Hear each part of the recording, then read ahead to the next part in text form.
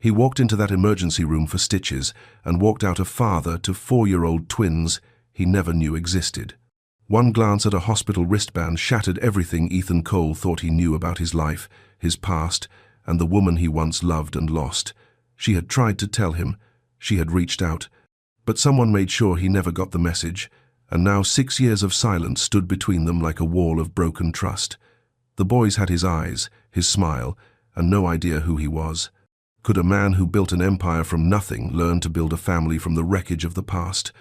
Or would his fear of failure destroy the second chance he never thought he'd get? If you're watching this, hit subscribe and tell me what city you're watching from, because this story is just beginning. The motorcycle roared beneath Ethan Cole as he wove through afternoon traffic. His jaw was tight.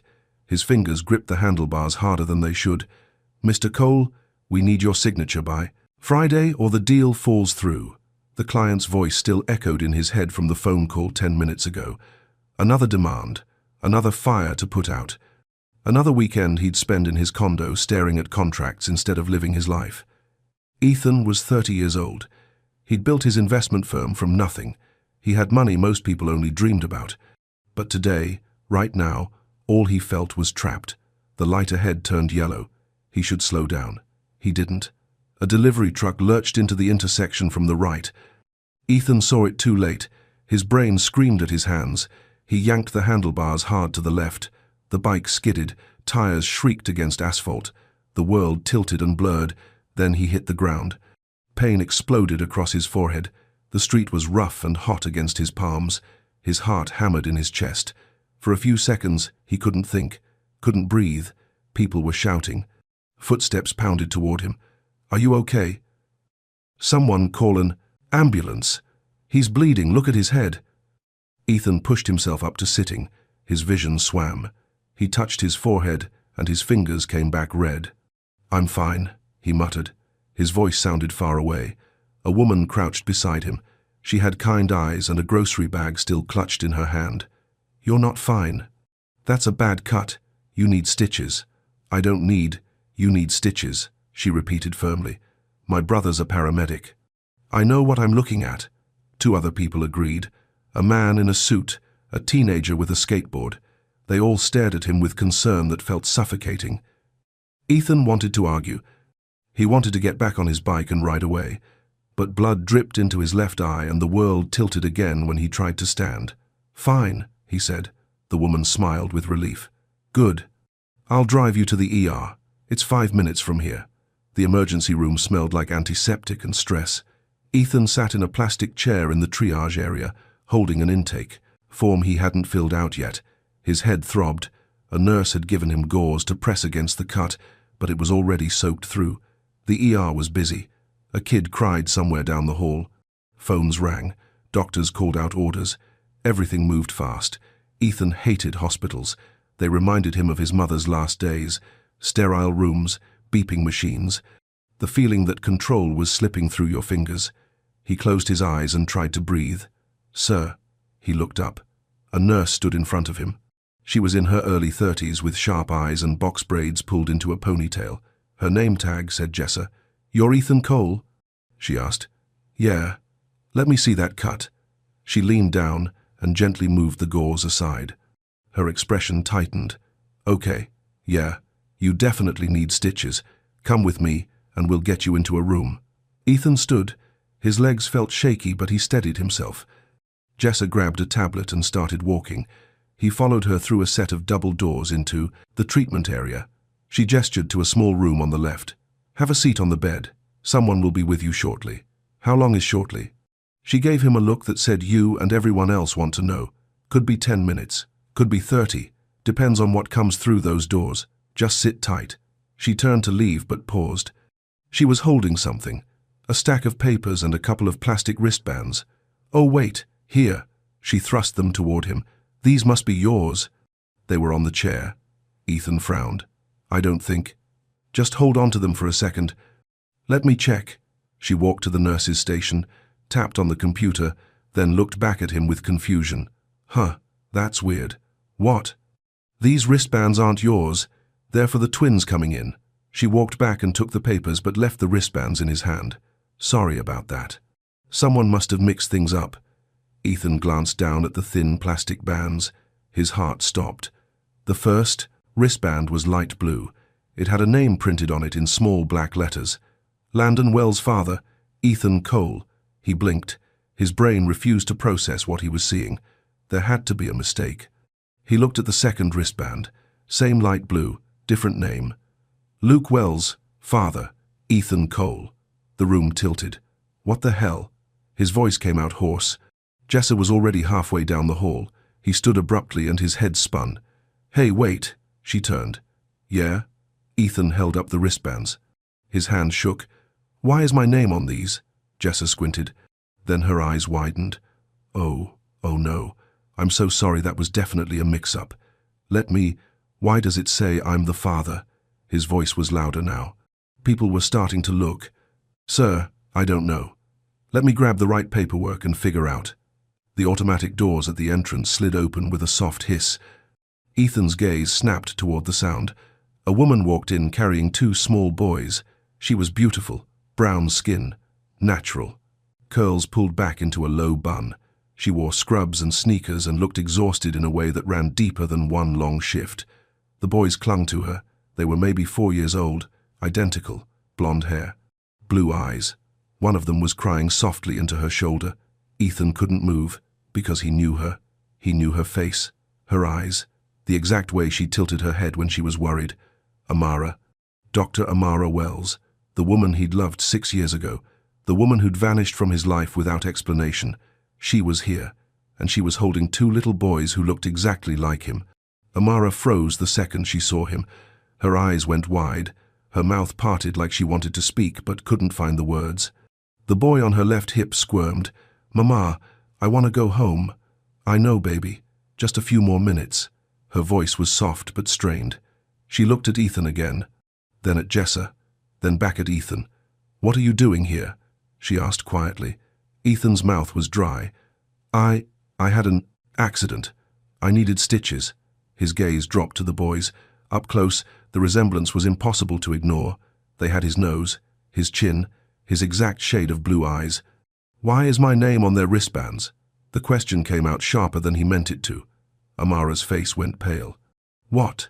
Jessa stepped between them, hands up like she was calming two wild animals. Okay. Let's all take a breath.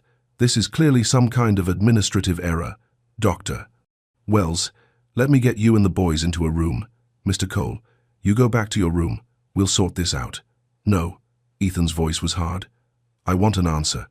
Right now, Ethan. Amara's voice broke. She looked around at the people watching, the other patients, the staff. Not here. Please.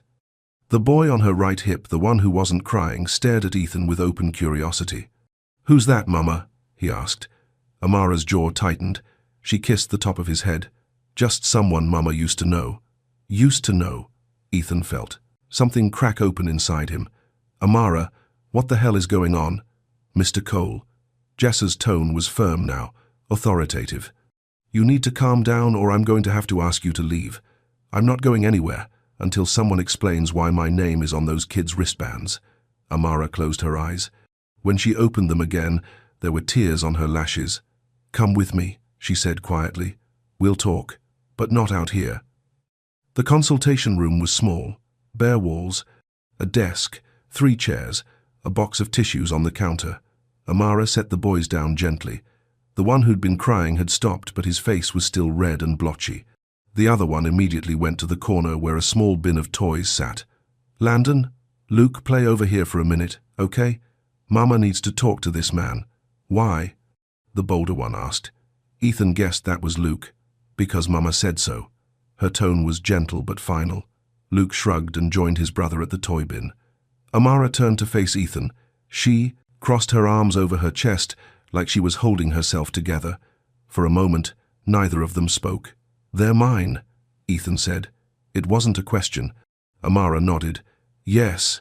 The room spun. Ethan reached for the back of a chair to steady himself.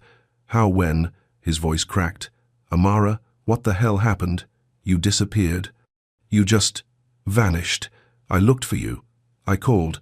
I tried to find you online. You were gone. I know. Her voice was barely above a whisper. So you left. You were pregnant. And you never told me. I tried to tell you. Tears spilled down her cheeks now. She didn't bother wiping them away. I tried, Ethan. No, you didn't. I never got a call, never got a message, nothing. I sent you an email, she said. Her voice was stronger now, firmer. 2 days after I found out, I explained everything. I told you I was pregnant. I told you I wanted to talk. I waited for you to respond. Ethan stared at her. I never got an email. I sent it to the address you always used, your university account. I graduated that spring. They shut down my student email. Amara's face crumpled. I didn't know that. Did you try anything else? Did you call? I tried your phone. It said the number was disconnected. I changed my number after I started the business. Too many people had the old one. They stood there, staring at each other, the weight of 6 years pressing down on them. I looked for you on social media, Amara said. I sent messages. No response. Ethan frowned. I deleted all my accounts that summer. I was trying to focus. I didn't want distractions. So you never saw anything? Her voice was hollow now. You never knew? No. The word felt like broken glass in his throat. I didn't know. Landon looked up from the toy bin. Mama, are you sad? Amara wiped her face quickly. Mama's okay, baby. Keep playing. But her hands were shaking. Ethan dragged a hand through his hair. Pain shot through his forehead where the cut was. He barely felt it. They're 4? He asked. Yeah, they just turned 4 in August. And you've been raising them alone this whole time. I had help. My mom was there for the first year. Friends, neighbors. But no father. She met his eyes. No father. The silence was suffocating. Ethan looked at the boys again. Landon was stacking blocks carefully. Luke was making a toy car crash into things. They looked happy, safe, loved. But they didn't know who he was. Do they? He swallowed hard. Do they know about me? Amara shook her head. I told them their dad wasn't around, that he didn't know about them. I didn't give them details. They're too young, so they think I just abandoned you, Ethan. That's what they'll think, isn't it, when they're older? They'll think I walked away. I don't know what they'll think. Her voice was tight with exhaustion. I've done my best. That's all I could do. Ethan pressed the heels of his hands against his eyes. He wanted to scream. He wanted to punch the wall. He wanted to rewind 6 years and do everything differently. I need a minute, he said. Amara nodded. Okay. He turned toward the door but stopped. Why are they here? In the ER. Luke has an ear infection. Landon fell at the park and might need a couple stitches on his knee. Nothing serious. But you brought them here. Where you work. I'm on shift. It was easier. Ethan looked at her, really looked at her, the dark circles under her eyes, the way her scrubs hung a little loose on her frame. The tiredness etched into every line of her face. She'd been carrying this alone for 4 years. I'm sorry, he said. Amara blinked. For what? For not being there. Even though I didn't know, I'm sorry. Her face softened just a little. It's not your fault. It feels like my fault. Ethan. Luke suddenly ran over and grabbed her leg. Mama, I'm hungry. She crouched down and smoothed his hair. I know, sweetie. We'll get food soon. Can we get chicken? Nuggets? Maybe. Luke grinned and ran back to the toys. Ethan watched the exchange. Something in his chest broke open. I want to be involved, he said. Amara stood slowly. What? I want to be part of their lives. I want to know them. Ethan. She looked scared now, guarded. You can't just walk in and... I'm not walking away. His voice was steady. Final. I missed 4 years. I'm not missing any more. Amara wrapped her arms around herself again. This isn't simple. I know. They don't know you. You're a stranger to them. Then let me change that. She studied him for a long time. He could see her mind working, weighing the risks, calculating the damage he could do if he left again. I need time to think, she said finally. Okay. And if we do this, if you're really serious, it has to be on my terms. Slow. Supervised. I'm not throwing you into their lives and letting you hurt them. I understand. Do you? Her eyes were fierce now. Protective. Because these are my boys, Ethan. They're my whole world. If you're going to do this, you have to be all in, not halfway, not just when it's convenient. All in. I will be. I need more than words. Then let me prove it. They stared at each other. The air between them was heavy with 6 years of silence and pain and missed chances. Finally, Amara nodded. Come to my apartment tomorrow morning, 10 o'clock. We'll talk more. Make a plan. Okay. She pulled a pen from her pocket and grabbed a sticky note from the desk. She scribbled an address and handed it to him. Don't be late, she said. I won't. Jessa knocked on the door and poked her head in. Dr. Wells? We've got a room ready for the boys. Thanks, Jessa. Amara turned to the twins. Come on, guys. Let's go. Luke ran over immediately. Landon followed more slowly, still holding a toy car. As they walked past Ethan, Landon stopped. He looked up with wide, curious eyes. Then he reached out and touched Ethan's hand. The contact was brief, feather-light. But it hit Ethan like a freight train. Come on, Landon, Amara said gently. The boy pulled his hand back and followed his mother out the door. Ethan stood alone in the consultation room. His legs felt weak. His heart pounded so hard it hurt. He looked down at his hand, the one Landon had touched, and something inside him shattered and rebuilt itself all at once. He had sons, 2 of them, and somehow he had to figure out how to be their father. The drive back to his condo was a blur. Ethan didn't remember getting in his car, didn't remember the route he took, didn't remember parking in the garage. He walked into his apartment and stood in the middle of the living room, staring at nothing. Everything looked different now. The sleek furniture, the floor-to-ceiling windows, the expensive art on the walls. It all felt empty. He pulled out his phone and called Mark Benson, his business partner, his only real friend. Mark picked up on the second ring. Hey man, how'd the meeting go? I need you to come over. What? Now? Yeah. Ethan, it's almost 8. I'm about to eat dinner. Mark, Ethan's voice cracked. I need you, please. There was a pause. Then, okay. I'll be there in 15. Mark showed up 12 minutes later. He was tall and solid with dark hair and an easygoing smile that usually made Ethan feel calmer. Tonight, nothing could calm him. What's going on? Mark asked as soon as Ethan opened the door. You look like hell. I have kids. Mark stared at him. What? I have kids. Twin boys. They're 4 years old. Ethan, what are you talking about? Ethan told him everything. The accident, the ER, the wristbands, Amara, the boys. Mark listened without interrupting. When Ethan finished, Mark sank onto the couch and rubbed his face. Okay, he said slowly. Okay. That's a lot. Yeah. And you're sure they're yours? I saw them, Mark. They look exactly like me. But you didn't know? She never told you? She tried. I just never got the messages. Mark let out a long breath. So what are you going to do? I don't know. Ethan sat down beside him. She said I could see them tomorrow. We're going to make a plan. That's good. That's a start. I don't know how to be a dad. Nobody does at first. I don't even know them. They don't know me. What if I screw this up? Then you figure it out and try again. Mark's voice was firm. But you can't run, man. You can't walk away from this. I'm not going to. Good, because those kids deserve better than that. Ethan leaned forward and buried his face in his hands. I'm terrified. That's normal. What if she won't let me be part of their lives? She said you could come over tomorrow, didn't she? Yeah. Then she's giving you a chance. Don't waste it. Ethan nodded. He wanted to believe that. He wanted to believe he could fix this. But doubt gnawed at him. He'd spent the last 6 years building a business, chasing deals, working 80-hour weeks. He didn't know how to slow down. He didn't know how to put someone else first. But he had to learn. Because those boys, Landon and Luke, they were his sons. And he wasn't going to let them grow up thinking he didn't care. Ethan barely slept that night. He lay in bed staring at the ceiling, replaying every moment from the hospital. Amara's face, the boy's eyes, the wristbands in his hand. He thought about the life she'd been living.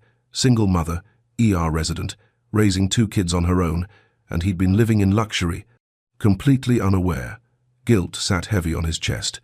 At 6 in the morning, he gave up on sleep and got up.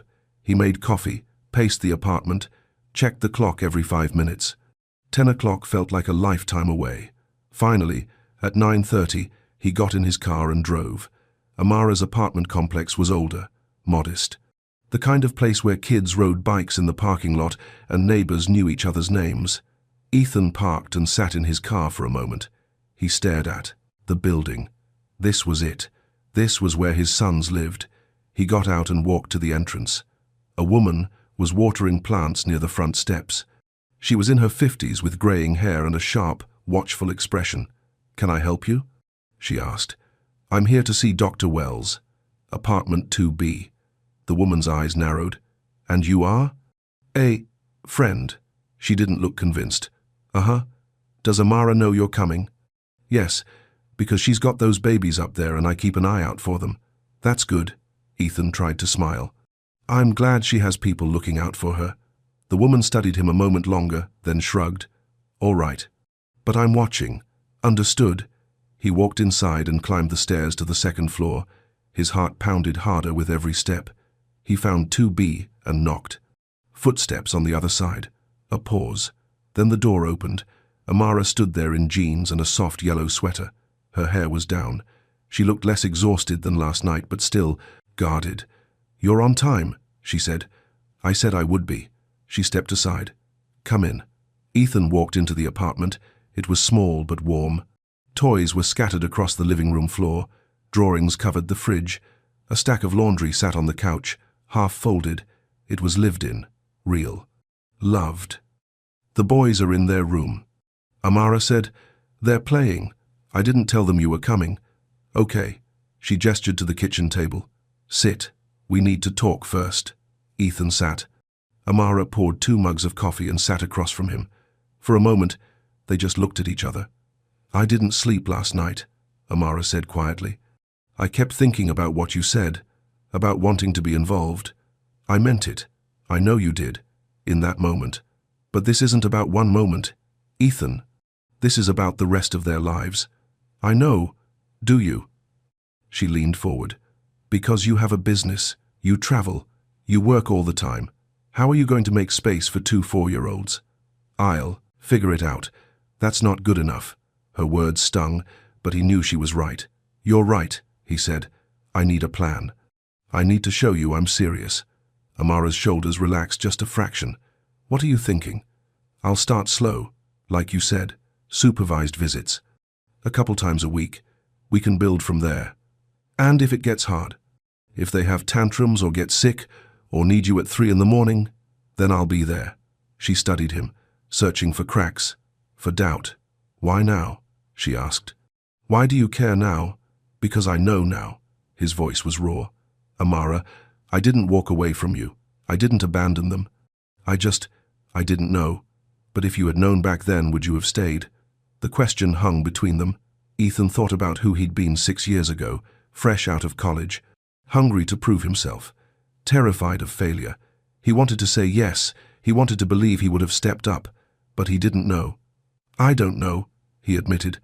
"I was different then, younger, more selfish." Amara nodded slowly. "At least you're honest. But I'm here now, and I want to do this right." She took a sip of coffee. "If we do this, there are rules. Okay, you don't make promises you can't keep. If you say you'll be somewhere, you show up. No excuses." "Agreed." "You don't undermine me. I'm their mother. I know what's best for them." "Agreed. And if this gets too hard, if you decide it's not worth it, you tell me before you disappear. You don't just vanish. They don't deserve that. I won't disappear. Promise me. I promise." Amara set down her mug. She looked toward the hallway where the boys' laughter drifted out. "They're good kids," she said softly. "They're smart and funny and so full of energy. But they're also fragile. They ask about their dad sometimes. They see other kids with fathers and they wonder why they don't have one." Ethan's throat tightened. "What do you tell them?" "I tell them their dad loves them but couldn't be here. I tell them it's complicated." "Do they believe you?" "I don't know. They're 4. They don't really understand yet." "Can I meet them?" Ethan asked. "Really meet them, not just a glimpse in the ER." Amara hesitated. Then she stood. "Okay, but let me talk to them first." She walked down the hallway and disappeared into a room. Ethan heard her voice, soft and reassuring. The boys' voices answered, bright and curious. A minute later, she came back, and behind her, two small boys with blonde hair and blue eyes walked into the kitchen. They stared at Ethan. Ethan stared back. "Landon, Luke," Amara said gently. "This is Mr. Ethan. He's someone Mama used to know. He wanted to meet you."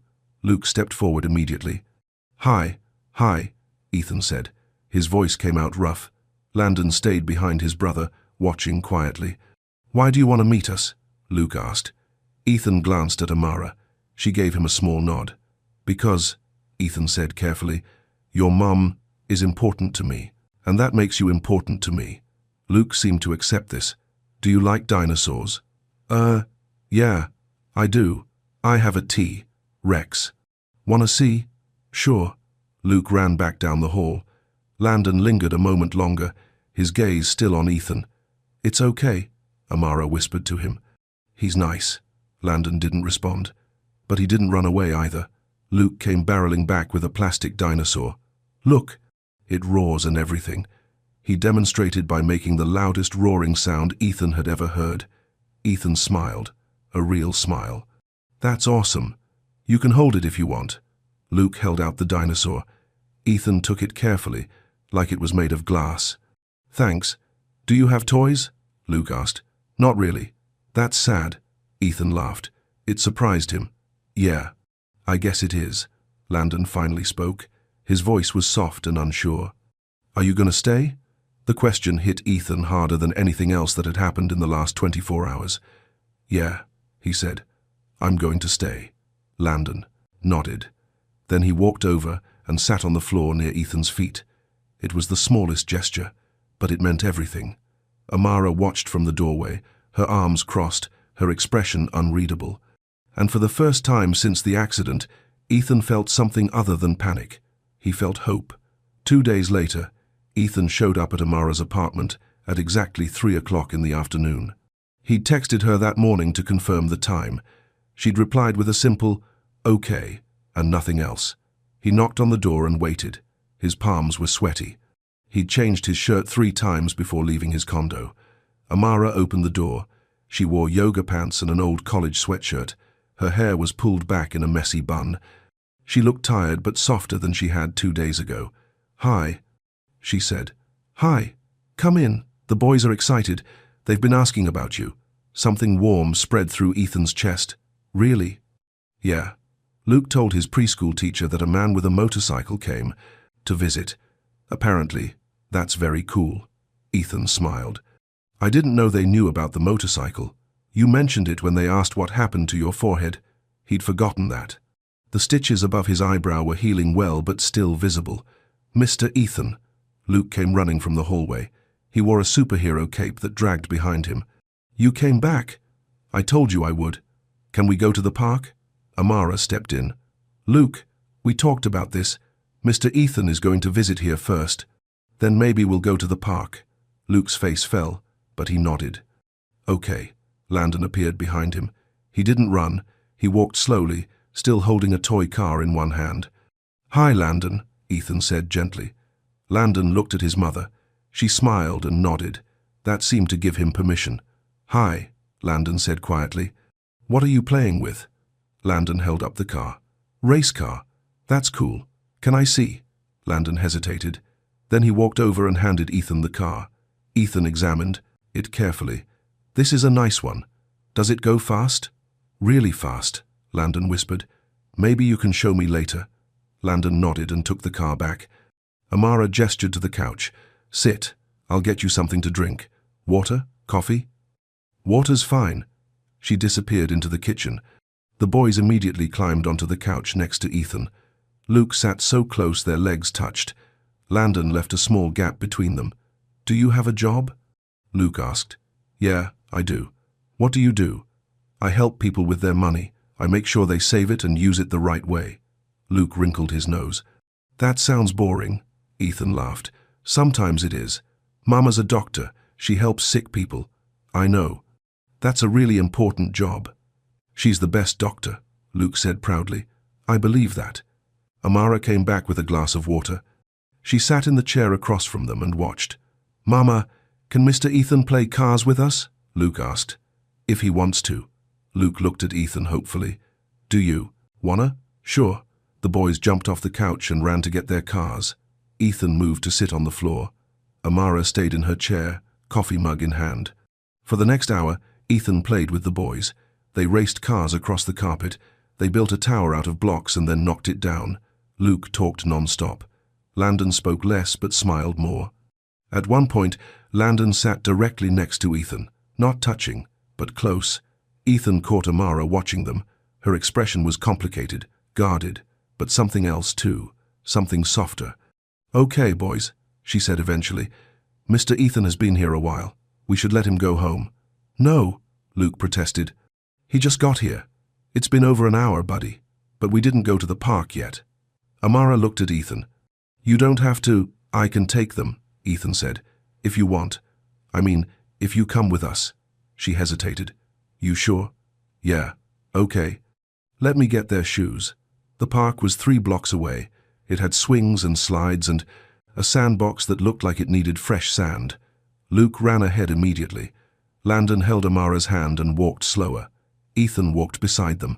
The afternoon sun was warm. People were everywhere. Families, couples, dog walkers. It felt normal, almost peaceful. "Luke, stay where I can see you," Amara called. Luke waved from the swings. "I know, Mama." Landon tugged her hand. "Can I go too?" "Yeah, baby. Be careful." He let go and ran after his brother. Amara and Ethan stood by a bench, watching. "They're good kids," Ethan said. "They are. You've done an amazing job with them." Amara glanced at him. "Thank you. I mean it. I can see how much they love you, how safe they feel." Her jaw tightened. "I did what I had to do. I know. I want you to know I see it." She didn't respond, but her shoulders relaxed a little. Luke called from the swings. "Mr. Ethan, push me." Ethan looked at Amara. She nodded. He walked over and gave Luke a gentle push. The boy squealed with delight. "Higher. I don't know if your mum wants me to push you higher. She won't mind. Right, Mama?" Amara smiled despite herself. "Just don't launch him into the sky." Ethan pushed a little harder. Luke laughed so loud other kids turned to look. Landon appeared next to Ethan. "Can you push me too?" "Of course." Ethan moved to the second swing. He pushed both boys, keeping a steady rhythm. They laughed and shouted and begged for more. Amara watched from the bench. She pulled out her phone and took a picture. When the boys finally got tired, they ran to the slide. Ethan walked back to Amara. "They have a lot of energy," he said, slightly out of breath. "Yeah, welcome to parenting." He sat down beside her. "How do you do this every day?" "You just do. You don't have a choice." "Still, it's impressive." She looked at him, really looked at him. "Why are you really doing this, Ethan?" "What do you mean?" "You have a whole life, a business, money, freedom. You could have walked away, pretended you never saw those wristbands. Why didn't you?" Ethan watched the boys climbing the slide. "Because they're mine. And because," he paused, "because I lost you once. I'm not losing them too." Amara's breath caught. "Ethan, I know this is complicated. I know I can't just show up and fix 6 years in a couple of days. But I'm not going anywhere, Amara. I promise." She looked down at her hands. "Promises are easy to make. Then watch me keep it." They went back to the park 2 days later, and 3 days after that. Ethan started showing up consistently, every other afternoon, always on time, always ready to play. He learned their routines: snack time at 4, bath time at 7, stories before bed at 8. He learned their preferences. Luke liked dinosaurs and loud noises. Landon liked puzzles and being read to. He learned how to navigate Amara's boundaries. Don't overstep. Don't make big decisions without asking. Don't promise things he couldn't deliver. It was slow, careful, but it was working. One afternoon, a week and a half after that first visit, Ethan brought snacks. He'd asked Amara what the boys liked. She'd given him a short list: crackers, apple slices, cheese sticks. He showed up with all 3. "Mr. Ethan brought snacks," Luke shouted when he saw the bag. "Can I have some?" Landon asked shyly. "Of course." Ethan opened the bag and handed out the food. The boys sat on the floor and munched happily. Amara appeared from the kitchen. She saw the snacks and froze. "Ethan, what kind of crackers are those?" Cheese crackers." "Why?" Her face went pale. "Did you check the ingredients?" "What? No. She grabbed the box from the bag. Her hands shook as she read the label. "Oh my God. What's wrong?" "These have peanut oil. Landon's allergic to peanuts." Ethan's stomach dropped. "What?" Amara moved fast. She grabbed Landon's cracker and pulled it away from his mouth. "Landon, baby, did you eat any of this?" He shook his head, confused. "Not yet." "Good. Don't." She turned to Ethan. Her eyes were furious. "How could you not ask about allergies?" I didn't think. That's the problem. You didn't think." Ethan felt like the floor was falling out from under him. "Amara, I'm sorry. I didn't know. You should have asked." Luke started crying. The yelling scared him. Amara immediately softened. She crouched down and pulled Luke into a hug. "It's okay, baby. Mama's not mad at you. I'm just upset. Is Landon gonna be okay?" Luke asked through tears. "Yes, he's fine. He didn't eat any." Landon looked at Ethan with wide, uncertain eyes. Ethan felt sick. "Amara, I'm so sorry. I swear I didn't know." She closed her eyes and took a deep breath. When she opened them, the anger had faded, but the fear was still there. "I know," she said quietly. "I know you didn't mean to, but this is what I'm talking about, Ethan. You can't make mistakes like this. Not with them." "I won't. I swear I won't." She stood and threw the crackers in the trash. Then she pulled out her phone and showed him a note. "This is a list of everything they're allergic to. Landon has peanuts and shellfish. Luke has a mild dairy sensitivity. Read it. Memorize it. Don't ever bring food without checking again." "I won't." She forwarded the note to his phone. "And if you're ever unsure, ask me. Always ask me." "I will." The boys watched them nervously. Amara sat on the floor between them. "Everything's okay. Mr. Ethan made a mistake, but we fixed it. No one's hurt. Are you mad at him?" Luke asked. "I was, but I'm not anymore." "Good. I don't want you to be mad." She kissed the top of his head. Ethan sat on the floor too, a few feet away. He felt like he'd been punched in the gut. "I'm really sorry," he said again. Amara looked at him. "I know. Just be more careful." "I will." They sat there in silence for a moment. Then Landon crawled over to Ethan and sat next to him. "It's okay," Landon said softly. "Everyone makes mistakes." Ethan's throat tightened. He looked at this little boy, his son, who was trying to make him feel better. "Thank you," Ethan whispered. Landon leaned his head against Ethan's arm, and Ethan realized he would do anything to protect these kids. Anything. That night, Ethan sat in his condo staring at the allergy list. He read it over and over until he had it memorized. Then he texted Amara. "I'm sorry again. I'll be more careful, I promise." She replied a few minutes later. "I know. Thank you for understanding." He stared at the message. Then he typed, "Can I ask you something?" "Sure." "Do you ever get scared? Like, what if you mess up?" Her response took longer. "Every single day. But you can't let the fear stop you. You just have to do your best and hope it's enough." Ethan read her words 3 times. "You're a good mom. I'm trying. You're more than trying. You're incredible." She didn't respond after that, but Ethan hoped she believed it. A few days later, Mark showed up at Ethan's office unannounced. "We need to talk," Mark said. Ethan looked up from his laptop. "About what?" "About the fact that you've been leaving early every other day for the past 2 weeks. I told you. I'm seeing the boys." "I know, and that's great. But we have clients, Ethan. We have deadlines. I'm handling it." "Are you?" Mark sat down. "Because Jenkins called me yesterday asking where you were." "You missed a meeting?" Ethan winced.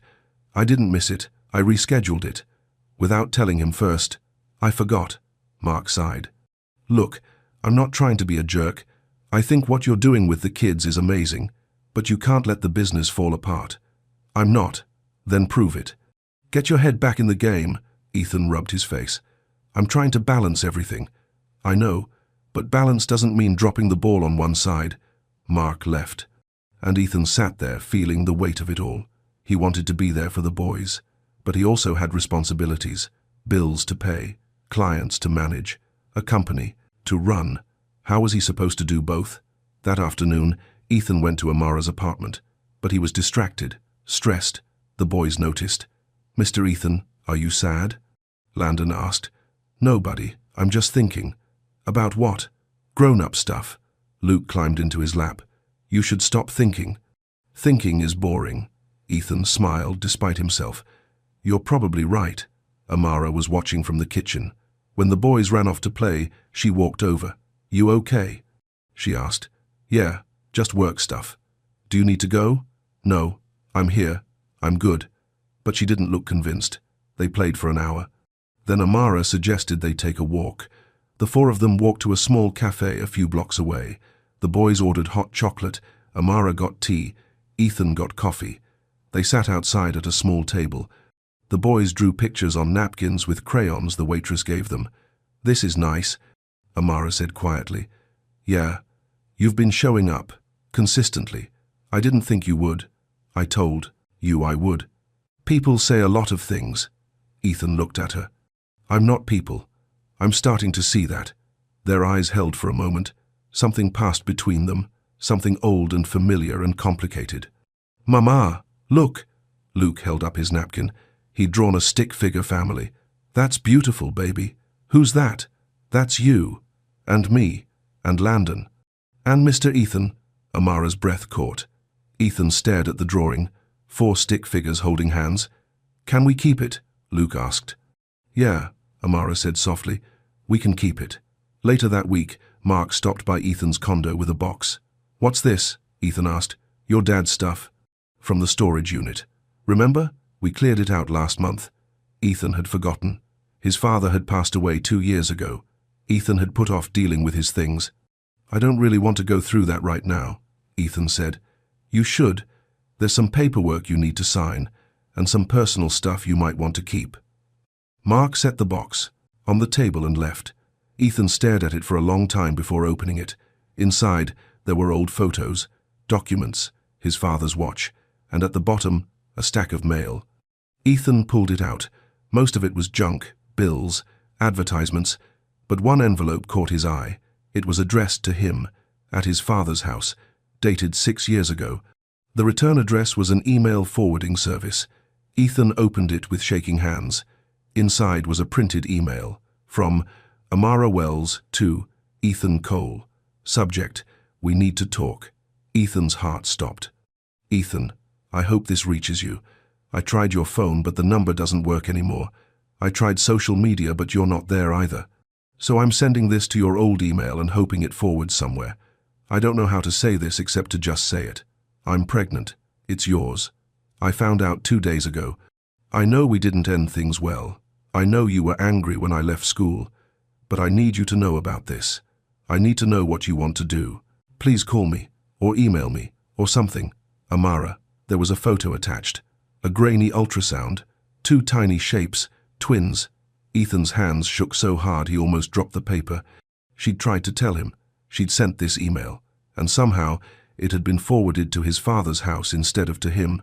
His father must have gotten it, printed it, and never told him. Why? Ethan didn't know. His father had been controlling, distant, disapproving of Amara when Ethan had mentioned her once. Maybe he thought he was protecting Ethan. Maybe he thought it was a mistake. It didn't matter now. What mattered was that Amara had tried. She'd reached out. And Ethan had never known. He grabbed his keys and drove to her apartment. Amara opened the door in surprise. "Ethan, what are you doing here? It's almost 9. I need to show you something." Her eyes widened at his expression. "Are you okay?" "No." She stepped aside. "The boys are asleep. Come in." He walked to the kitchen and set the printed email on the table. Amara looked at it. Her face went white.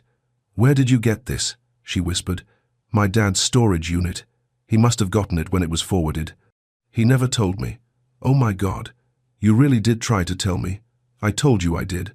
I know, but I didn't. I didn't understand how hard you tried. And I didn't know that someone kept it from me." Amara sank into a chair. Tears streamed down her face. "I thought you ignored me," she said. "I thought you didn't care. I never got it. I swear to God, Amara, I never saw this until tonight." She covered her face with her hands and sobbed. Ethan knelt beside her. "I'm so sorry." It's not your fault. It feels like my fault. She looked at him through her tears. We lost so much time. I know. The boys could have had a father from the beginning. I know. And we could have. She stopped herself. What? Nothing. Amara. We could have been a family. Her voice broke. We could have figured it out together. Ethan reached for her hand. She let him take it. I'm here now, he said. I know, but it doesn't change the past. No, but maybe we can change the future. She looked at him. Her eyes were red and swollen, but there was something else there too. Hope. Mama? They both turned. Landon stood in the hallway in his pajamas, rubbing his eyes. What's wrong, Mama? He asked. Amara wiped her face quickly. Nothing, baby. Mama's just sad about something. Why? Grown-up stuff. Landon walked over and climbed into her lap. He wrapped his arms around her neck. Luke appeared a moment later. I heard crying. Everyone's okay, Amara said. Come here. Luke crawled into her lap too. She held both boys close. Ethan watched them. His throat was tight. His chest ached. Mr. Ethan, are you sad too? Landon asked. A little. You should come here. Ethan hesitated, but Amara nodded. He moved closer. Landon reached out and grabbed his hand. And for the first time in 6 years, they all sat together. Not quite a family yet, but getting close. The next morning, Ethan showed up with breakfast. Not just any breakfast. He'd texted Amara at 6 in the morning, asking what the boys liked. Then he'd gone to 3 different places to get it right. Pancakes from the diner on 5th Street, fresh fruit from the farmer's market, orange juice with no pulp because Luke hated pulp, and he'd checked every ingredient twice. When Amara opened the door, she stared at the bags in his hands. What is all this? She asked. Breakfast. I wanted to do something nice. Her eyes softened. You didn't have to. I wanted to. The boys came running. They smelled the pancakes immediately. Is that food? Luke asked. Yeah, buddy. Pancakes. Yes. Luke pumped his fist in the air. They all sat at the small kitchen table. It was crowded but cozy. The boys devoured the pancakes. Amara ate slowly, watching Ethan with an expression he couldn't quite read. This is really good, she said. Thanks. I wasn't sure if I got the right kind. You did. Landon reached for another pancake. Can Mr. Ethan eat breakfast with us every day? Amara glanced at Ethan. He has to work, baby. He can't come every day. Why not? Because grown-ups have jobs. But Mama, you work and you're here every day. That's different, Luke chimed in. I think Mr. Ethan should live here. Then he could eat with us all the time. Ethan's heart stopped. Amara's cheeks flushed. Luke, that's not how it works. Why not? Because Mr. Ethan has his own home, but we have space. He could sleep on the couch. Luke, or in your room, Mama. Amara's face turned bright red. Okay, that's enough. Finish your breakfast. Ethan bit back a smile. He didn't dare look at Amara. After breakfast, they decided to go to the zoo. It was Saturday. The weather was perfect. And the boys had been begging to see the animals. Ethan drove. Amara sat in the passenger seat. The boys were strapped into their car seats in the back, chattering excitedly. Have you been to the zoo before? Amara asked. Not since I was a kid. It's changed a lot. They have a new penguin exhibit. I like penguins, Ethan said. She smiled. Me too. It felt easy, natural, like they'd done this 100 times before. At the zoo, Luke wanted to see everything at once. Landon wanted to take his time and read the signs. Ethan carried Landon on his shoulders so he could see better. The boy's small hands rested on top of Ethan's head. You okay, up there? Ethan asked. Yeah, I can see everything. They stopped at the lion exhibit. A massive male lion lay in the sun, completely unbothered by the crowd. He's so big, Luke whispered. He's the king of the jungle, Amara said. I want to be a lion when I grow up. You'd be a good lion. They moved through the zoo slowly. Ethan bought the boys stuffed animals from the gift shop. A lion for Luke, a penguin for Landon. You don't have to buy them things every time, Amara said quietly. I know, but I want to, Ethan. I missed 4 years. Let me do this. She didn't argue after that. They stopped at a cafe inside the zoo for lunch. The boys ate chicken nuggets and fries. Amara had a salad. Ethan had a sandwich he barely tasted. He was too busy watching them. The way Luke talked with his mouth full, the way Landon carefully arranged his fries in a line before eating them, the way Amara smiled at both of them with so much love it hurt to see. "What?" she asked, noticing him staring. "Nothing. I'm just happy." "Yeah? Yeah?" She looked down at her salad. "Me too." After lunch, they walked to the petting zoo. The boys fed goats and brushed a very patient sheep. Landon held Ethan's hand the whole time. It was such a small thing, but it meant everything. On the way out, they stopped to take a photo. A staff member offered to take it for them. "Say cheese," the woman said. They all smiled. Ethan stood behind Amara with a boy on each side. His hand rested lightly on Amara's shoulder. When the woman showed them the photo, Ethan's breath caught. They looked like a family. "Can you send that to me?" Amara asked. "Of course." That night, after Ethan dropped them off, he sat in his car and stared at the photo on his phone. For the first time in 6 years, he felt like he was exactly where he was supposed to be. A few days later, Amara's neighbor Maya invited her to a pottery class. "Just for a couple hours," Maya said. "I know you never get time for yourself." Amara hesitated. "I don't know. The boys, I can watch them," Ethan offered. She turned to him. They were sitting on her couch while the boys played in their room. "You sure?" she asked. "Yeah, I'll be fine. It's not just playing with them, Ethan. It's making sure they eat, and cleaning up messes, and handling tantrums if they happen. I can do that." She studied him. "Okay, but I'll only be gone 2 hours. And I'll have my phone. We'll be fine." She looked nervous, but she agreed. Maya picked her up at 4. The boys waved from the window. "Bye, Mama," Luke shouted.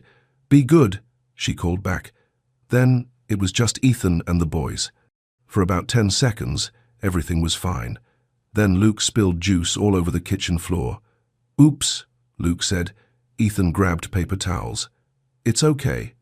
Accidents happen." He cleaned it up while Luke apologized 5 times. "It's really okay, buddy. It's just juice. Mama's gonna be mad." "No, she won't. We cleaned it up." Luke seemed relieved. An hour later, Landon announced he was tired. Ethan found him curled up on the couch with his penguin. "You want to take a nap?" Ethan asked. Landon nodded. "Okay, come here." Ethan sat on the couch, and Landon climbed into his lap. Within minutes, the boy was asleep. Ethan stayed completely still. He was afraid to move, afraid to wake him. Luke appeared with a book. "Can you read to me?" "Sure, but quietly. Your brother's sleeping." Luke nodded and climbed up next to Ethan. Ethan read in a low voice. Luke leaned against his side, listening intently. At some point, Luke fell asleep too. Ethan sat there with both boys draped across him, one on his chest, one tucked under his arm. His back hurt. His legs were going numb, but he didn't move. When Amara came home an hour later, she found them exactly like that. She stood in the doorway, her hand over her mouth. Ethan looked up and smiled. "Hey," he whispered. "Hey." Her voice was soft, emotional. "How was the class?" "Good. How were they?" "Perfect." She walked closer. She looked at Landon sleeping on his chest, at Luke curled against his side. "You're a natural," she said. "I don't know about that." "I do." Their eyes met, and something shifted. Something deep and undeniable. "Thank you," she said, "for being here, for trying." "I'm not trying anymore, Amara. I'm just here." She nodded. Then she carefully lifted Luke into her arms. "Come on, baby. Let's get you to bed." Ethan followed with Landon. They tucked the boys into their beds, pulled the blankets up, turned on the nightlight. Then they stood in the hallway together. "Do you want to stay for dinner?" Amara asked. "I was going to make pasta." "Yeah, I'd like that." They cooked together. It felt comfortable, easy. Amara boiled the pasta. Ethan made the salad. They moved around the small kitchen like they'd been doing this for years. "You're good at this," she said. "At what?" "Chopping vegetables." He smiled. "I took a cooking class once, thought it would impress dates. Did it work?" "Not really. I'm a terrible cook." She laughed. The sound filled the kitchen. They ate at the table, talked about small things, work, the weather, funny things the boys had said. Luke told his teacher, "I'm a superhero," Amara said. You kind of are. She rolled her eyes. Stop. I'm serious. You're raising 2 kids alone, working full-time. You barely sleep. That's superhero stuff. Her smile faded. I don't feel like a superhero. Most days I feel like I'm barely keeping it together. You're doing more than keeping it together. Am I? She set down her fork. Some days I wonder if I'm messing them up. If they'll grow up and resent me for not giving them a normal family. Amara, I know it's not my fault. I know I did the best I could. But it doesn't stop me from worrying. Ethan reached across the table and took her hand. They love you. Anyone can see that. And they're happy. That's what matters. I want them to have everything. They have you. That's already everything. Tears welled in her eyes. Why are you being so nice to me? Because you deserve it. She pulled her hand back and wiped her eyes. Sorry. I don't know why I'm crying. It's okay. No, it's not. You didn't sign up for this. Actually, I did. The second I saw those wristbands. She looked at him. Really looked at him. You've changed. Yeah. I think I have. The old Ethan would have run. I know. What made you different? He thought about it. Them. You. Realizing, I've been running my whole life, and I'm tired of it. Amara smiled through her tears. I'm glad you stopped running. Me too. They finished dinner, washed the dishes together, and when it was time for Ethan to leave, he hesitated at the door. Can I come by tomorrow? He asked. You don't have to ask anymore. You're always welcome. Yeah? Yeah. He left feeling lighter than he had in years. But 2 days later, everything fell apart. Ethan had promised to pick the boys up from daycare at 5 o'clock. Amara had a shift that ran late. She'd arranged to take her break at 5:30 so they could all meet at the park nearby. Ethan had confirmed it 3 times, but at 4:30, his assistant walked into his office with bad news.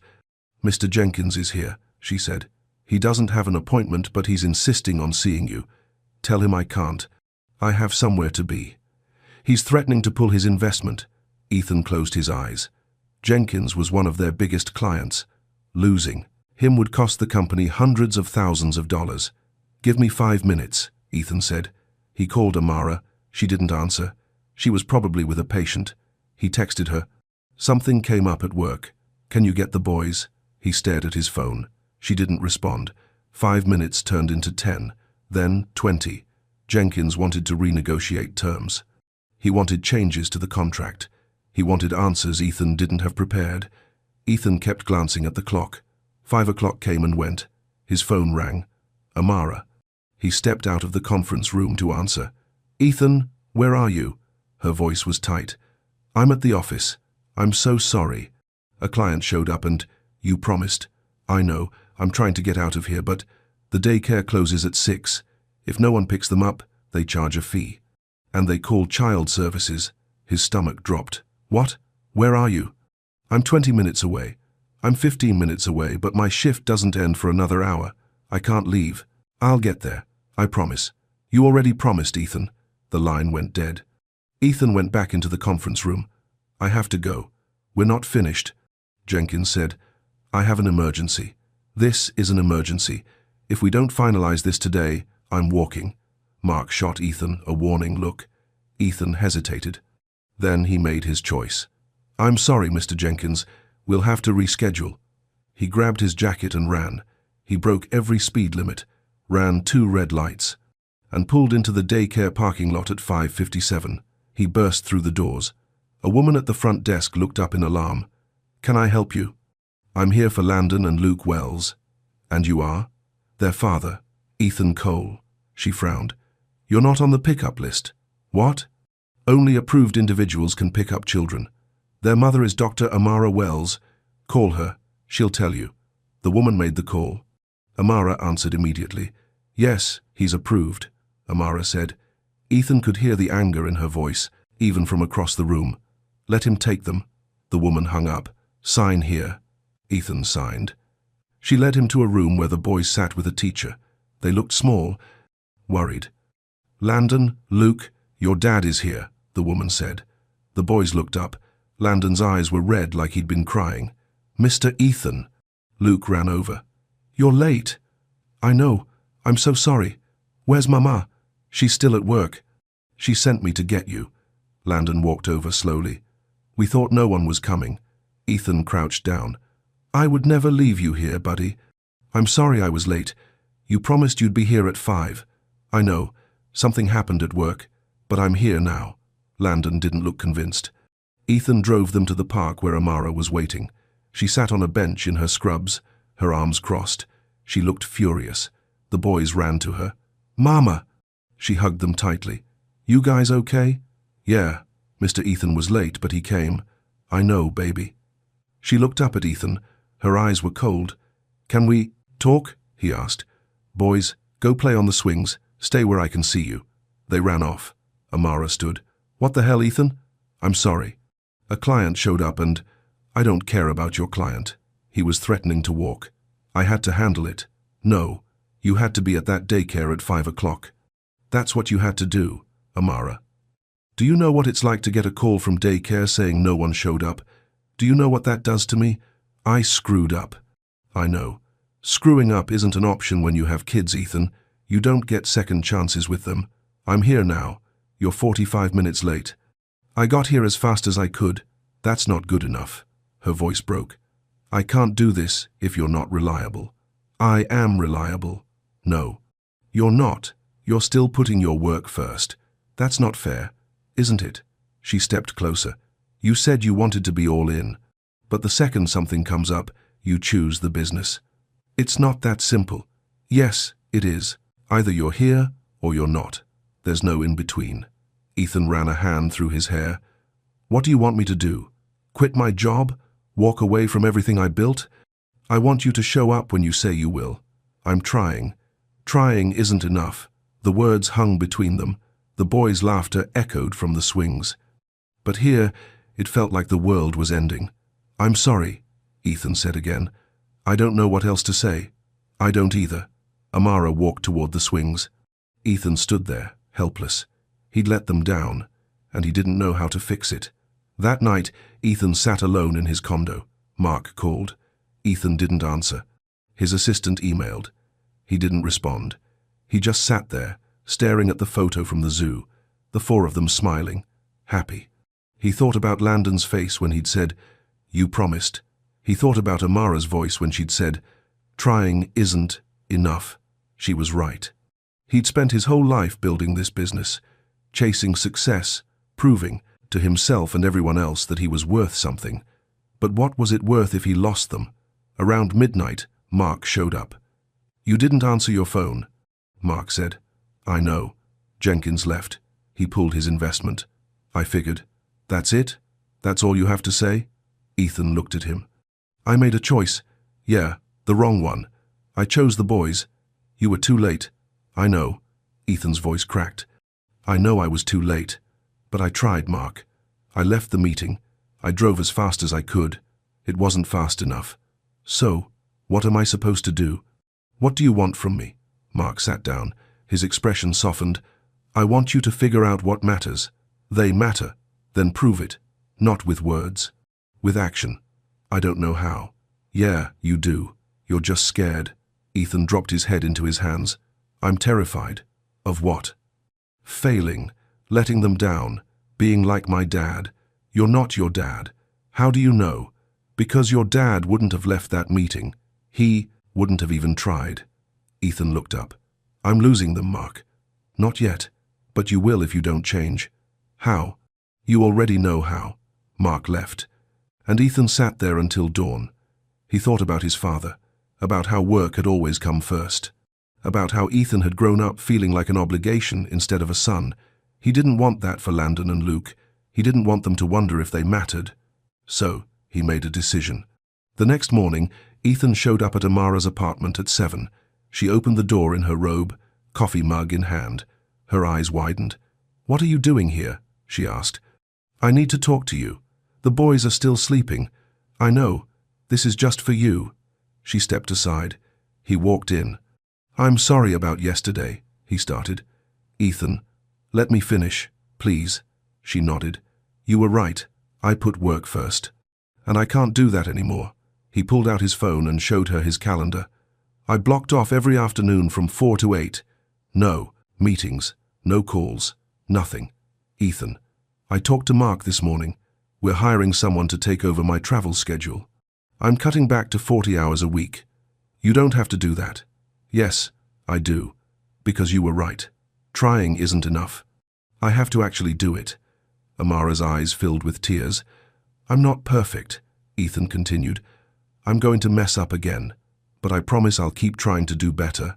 And I'll never leave them waiting like that again. She set down her coffee mug. Why? Because they deserve better. And so do you, Ethan. And because I'm falling in love with them, with you, with this whole messy, complicated life. And I don't want to lose it. Amara covered her mouth. Tears streamed down her face. I know I hurt you, Ethan said, 6 years ago and yesterday. But I'm here now, and I'm not going anywhere. She walked over and put her arms around him. He held her tight. Don't let me down again, she whispered. I won't. Promise me. I promise. They stood there in her tiny kitchen, holding each other, while the morning light streamed through the windows. And for the first time, Ethan felt like he was finally home. The next Saturday, Ethan showed up early. Not just on time. Early. He brought coffee for Amara and cinnamon rolls from the bakery the boys loved. He checked the ingredients 3 times. When Amara opened the door, she smiled. You're here. I said I would be. I know, but... She paused. It's nice. The boys came running. They'd been waiting by the window. Mr. Ethan. Luke crashed into his legs. We're going to soccer today. I know, buddy. I'm excited. Landon hung back, still cautious, but his eyes were bright. Hi, Landon, Ethan said gently. Hi. You ready for soccer? Landon nodded. They ate breakfast together. The boys talked over each other, telling Ethan about everything that had happened since he'd last seen them. A butterfly at school, a new song they'd learned, a scrape on Luke's knee from falling off the slide. Ethan listened to every word. After breakfast, they drove to the soccer field. It was a beginner class for kids under 5. The boys wore matching yellow jerseys. They looked so small on that big field. Stay together, Amara called as they ran onto the grass. The class started. The coach was patient and kind. The kids kicked balls in every direction except the goal. Some of them sat down in the middle of the field. One kid cried. But Luke and Landon tried their best. Ethan stood on the sideline next to Amara. Other parents were scattered around. Some had folding chairs. Some held younger siblings. Luke's got good aim, Ethan said. He practices kicking everything. Toys, shoes, my shin once. Ethan laughed. What about Landon? He's more careful. He thinks about it before he kicks. Like you, she glanced at him. Yeah, like me. They watched in comfortable silence. The morning sun was warm. Birds chirped in the trees behind them. Kids shouted and laughed on the field. It felt normal, like they'd been doing this together for years. Luke kicked the ball toward the goal. It went wide, but he cheered anyway. Good try, Luke, Ethan shouted. Luke turned and waved. Landon kicked next. His ball went straight toward the goal. The coach clapped. Nice one, Landon, Amara called. Landon smiled. Then he looked at Ethan. You too, Mr. Ethan. Did you see? I saw. That was amazing. Landon's smile grew wider. After class, the boys ran over, sweaty and breathless. Did you see my goal? Luke asked. It wasn't a goal, Landon corrected. It went over there. It was close. Boys, Amara said, you both did great. Can we get ice cream? Luke asked. Amara hesitated. It's almost lunchtime. Please. What if we get lunch first, then ice cream after? Ethan suggested. Luke considered this. Okay. They went to a small diner nearby. The boys ordered grilled cheese. Amara got a salad. Ethan got a burger. They sat in a booth. The boys on one side, Amara and Ethan on the other. It felt right. Halfway through lunch, Landon looked at Ethan. Mr. Ethan? Yeah, buddy? Are you going to keep coming to soccer? Do you want me to? Landon nodded. Yeah, then I'll be there. Every week. Promise? Ethan met Amara's eyes. She gave him a small nod. I promise, Ethan said. Landon smiled and went back to his grilled cheese. After lunch, they walked to the ice cream shop 2 blocks away. The boys got chocolate, Amara got strawberry, Ethan got vanilla. They sat on a bench outside and watched people walk by. This is a good day, Luke announced. Yeah, Amara agreed. It is. Landon leaned against Ethan's side. He didn't say anything, but he stayed there until his ice cream was gone. On the walk back to the car, Luke grabbed Ethan's hand. Then Landon grabbed his other hand. Amara walked beside them, watching. When they got home, the boys wanted to play in the courtyard. Other kids from the building were outside too. "Can we, Mama?" Luke asked. "Okay, but stay where I can see you." "We will." They ran off. Amara and Ethan sat on a bench nearby. She pulled out her phone and scrolled through messages. Ethan watched the boys play. "Thank you for today," Amara said after a while. "You don't have to thank me. I do. You showed up, on time, ready. That means something. It should be normal. Maybe, but it's not. Not for us." Ethan looked at her. "I want it to be normal. Me too." Their eyes held. Something passed between them, something warm and careful and full of possibility. "Amara." "Yeah? Can I ask you something?" "Sure. Do you ever think about us? About what we were?" She was quiet for a long moment. "All the time." Yeah. She looked down at her hands. "We were good together, Ethan. Before everything fell apart. I know, but I don't know if we can go back to that. I don't want to go back. I want to move forward." She met his eyes. "What does that mean?" "I don't know yet, but I think we could figure it out. Ethan, I'm not asking for anything right now. I just want you to know I never stopped caring about you." Her breath caught. "You hurt me. I know. You left, and I know you didn't mean to. I know it wasn't your fault. But it still hurt. I'm sorry. I know you are." She wiped her eyes. "I'm not ready for more yet. I need to see that you're really here. Not just for a few weeks, but for the long haul. I understand. Do you? Yeah. You need to protect yourself. And them. I get it." She nodded. "Thank you." They sat in silence. The boys played. The sun moved lower in the sky, and Ethan felt something he hadn't felt in years. Peace. Over the next 2 weeks, Ethan kept showing up. Soccer on Saturday mornings, visits every Tuesday and Thursday afternoon, phone calls before bedtime when he couldn't be there in person. He learned their bedtime routine, brush teeth, put on pajamas, pick out a story, read until they fell asleep. He learned their favorite shows, their least favorite foods, what made them laugh, what scared them. He learned how to braid hair when Luke got gum stuck in his, how to calm Landon when he had a nightmare, how to negotiate with 2 4-year-olds who both wanted the same toy. It was exhausting, frustrating, messy. It was also the best thing he'd ever done. One evening, Amara asked if he wanted to stay for dinner. They'd cooked together twice before. But this time felt different. "I'm making spaghetti," she said. "Nothing fancy. Sounds perfect." He helped her cook. They moved around the small kitchen like a team now. She boiled water. He made the sauce. She grated cheese. He set the table. The boys colored at the table while they waited. "Mr. Ethan, can you draw a car?" Luke asked. "I'm not very good at drawing." "That's okay. Just try." Ethan drew a lopsided car. Luke loved it. Landon watched quietly. Then he slid his paper over. "Can you draw me a house?" "Sure, buddy."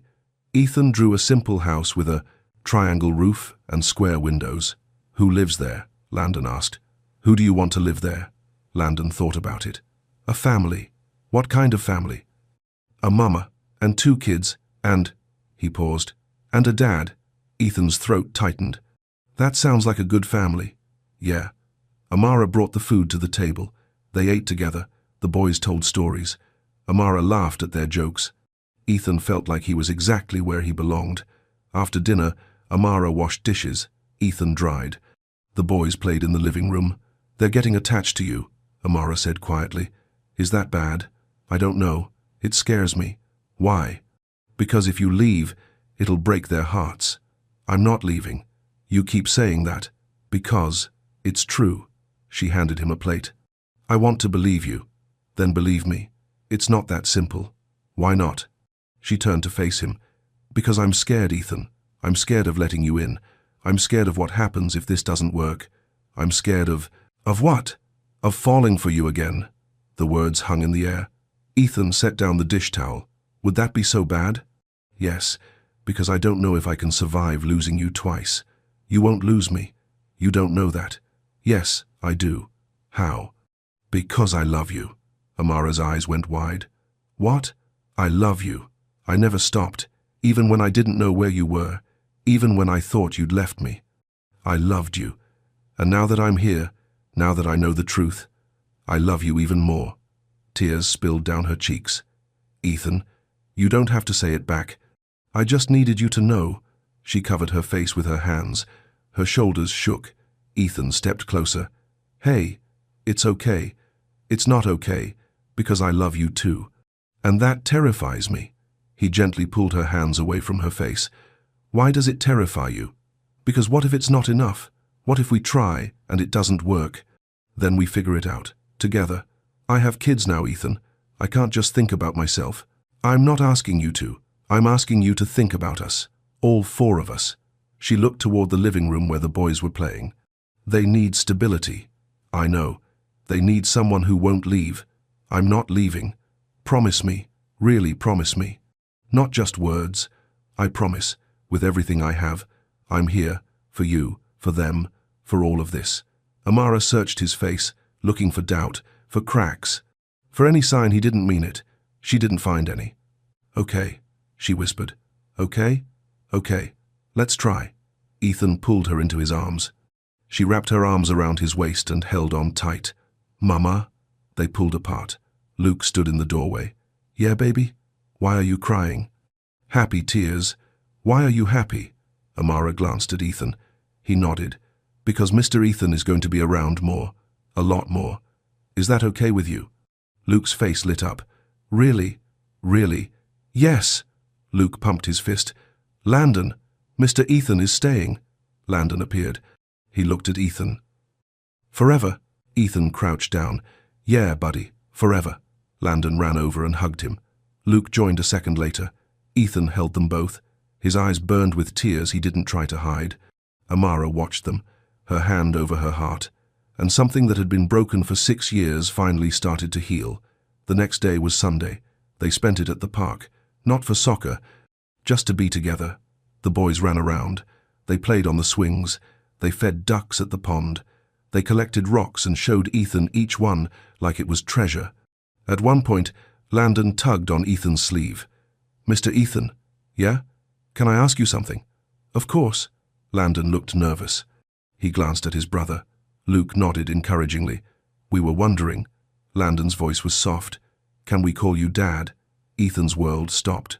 He looked at Amara. She had tears in her eyes, but she was smiling. He looked back at Landon. You want to call me Dad? If that's okay.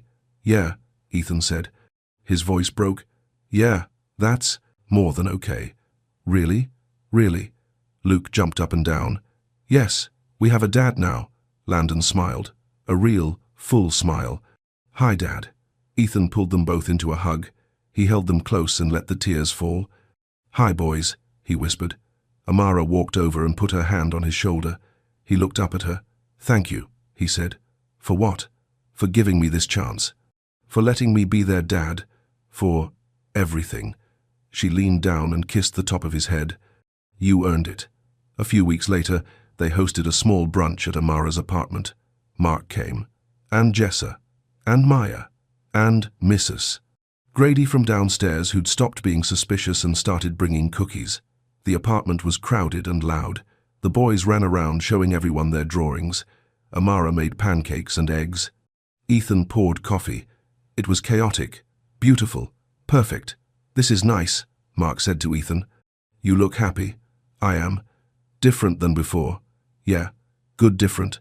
The best different. Mark clinked his coffee mug against Ethan's. Proud of you, man. Later, after everyone left, they cleaned up together. The boys were watching a movie in their room. Their voices drifted down the hall. That went well, Amara said. Yeah. Mrs. Grady offered to babysit next weekend. Really? Yeah. She said we should have a date night. Ethan looked at her. A date night? Amara's cheeks flushed. If you want. Are you asking me on a date? Maybe, he smiled. Then yes. Absolutely yes. She laughed. Okay, Saturday night, 7 o'clock. It's a date. They finished cleaning. The sun was setting outside. Golden light filled the apartment. Ethan pulled Amara close. She rested her head on his chest. I'm scared, she whispered. Of what? That I'll wake up and this will all be a dream. It's not a dream. How do you know? Because I'm right here, and I'm not going anywhere. She tilted her head up. He looked down at her, and then he kissed her. It was soft, gentle, full of everything they'd lost and found again. When they pulled apart, she smiled. I've missed that. Me too. Don't stop, okay? Never. Saturday night came. Mrs. Grady showed up at 6:30 with a bag of activities for the boys. You two take your time, she said. We'll be just fine. The boys hugged Amara and Ethan goodbye. Have fun, Mama, Luke said. Be good for Mrs. Grady. We will. Ethan drove them to a small Italian restaurant downtown. It wasn't fancy, but it was quiet and intimate. They sat across from each other. Candles flickered on the table. I'm nervous, Amara admitted. Why? I haven't been on a date in 4 years. Neither have I, really. I was too busy building the business, and then I was too busy thinking about you. She smiled. That's sweet. It's true. They ordered wine, pasta, salad. They talked about everything, their past, their present, their hopes for the future. What do you want? Amara asked. Like, long term, with us? Yeah, Ethan reached across the table and took her hand. I want everything. Marriage, more kids if you want them, a house with a yard, family dinners, bedtime stories. All of it. That's a lot. Too much? No. She squeezed his hand. It's perfect. What about you? What do you want? Honestly, I just want stability. I want the boys to feel safe. I want to come home at the end of the day and know you'll be there. I will be. And I want to stop being scared. Of what? Of losing this. Of it falling apart. It won't. You don't know that. Yes, I do. Because I'm choosing this. Every day. I'm choosing you and the boys. Nothing is more important than that. Tears filled her eyes. You really mean that? With everything I have. She leaned across the table and kissed him. I love you. I love you too. They finished dinner, walked through downtown, held hands under the streetlights. This was nice, Amara said. Yeah, we should do it more often. Mrs. Grady will love that. Ethan laughed. She's adopted us, hasn't she? Completely. They picked up the boys at 9. Mrs. Grady reported they'd been angels. The boys were half asleep on the couch. Ethan carried Landon to bed. Amara carried Luke. They tucked them in together. Good night, Dad, Landon mumbled. Good night, buddy. Love you. Love you too. Ethan stood in the doorway, watching them sleep, feeling overwhelmed by how much he loved them. Amara came up behind him and wrapped her arms around his waist. Thank you, she whispered. For what? For being the father they deserve. I'm just doing my best. That's all we can do. They went back to the living room, sat on the couch together. She leaned against his shoulder. I never thought I'd have this, she said. Have what? A partner, someone to share this with. You have me now. Yeah, I do. Months passed. The seasons changed. Summer turned to fall. Ethan moved into a bigger place, one with 3 bedrooms and a yard. He asked Amara and the boys if they wanted to come see it. Why 3 bedrooms? Amara asked as they walked through. One for me, one for the boys when they stay over, and one for the future. She looked at him. The future? Yeah, when you're ready. Ready for what? He pulled a small box from his pocket. Amara's breath caught. Ethan, I'm not asking today, not yet, but I wanted you to know I'm serious about all of this, about us. He opened the box. A simple diamond ring sat inside. When you're ready, he said. No pressure, no timeline. Just know that I'm here, and I'm waiting. Tears streamed down her face. You really want to marry me? More than anything, even with all the complications, the schedules, the chaos, especially with all that. She laughed through her tears. You're crazy. Probably. I'm scared. I know. But I think, she paused, I think I'm ready. Yeah? Yeah. He got down on one knee, right there in the empty living room. Amara Wells, will you marry me? Yes. He slid the ring on her finger. Then he stood and kissed her. Mama, Dad, come look. They pulled apart. The boys were in the backyard. "What are they doing out there?" Amara asked. They walked to the window. Luke and Landon were running through the grass, chasing each other, laughing. "They look happy," Ethan said. "They are happy. So am I. Me too."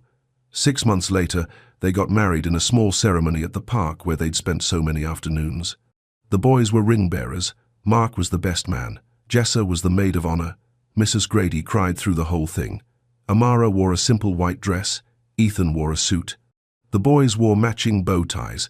They said their vows under a tree, promised to love each other, to show up, to choose each other every single day. When the officiant said, "You may kiss the bride," the boys cheered louder than anyone. At the reception, they danced. The boys stepped on everyone's feet, but no one cared. "This is perfect," Amara said as they swayed together. "Yeah, it is. I never thought I'd get this." "Me neither. Thank you for finding your way back to me.